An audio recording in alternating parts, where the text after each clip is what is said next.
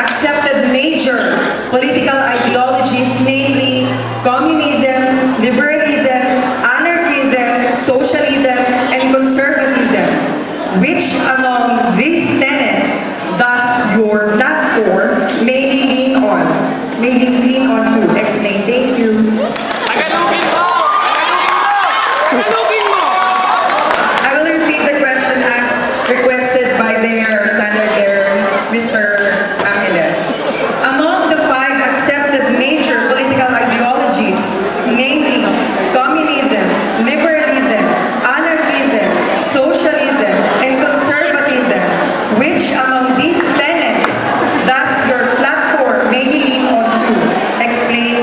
Thank you.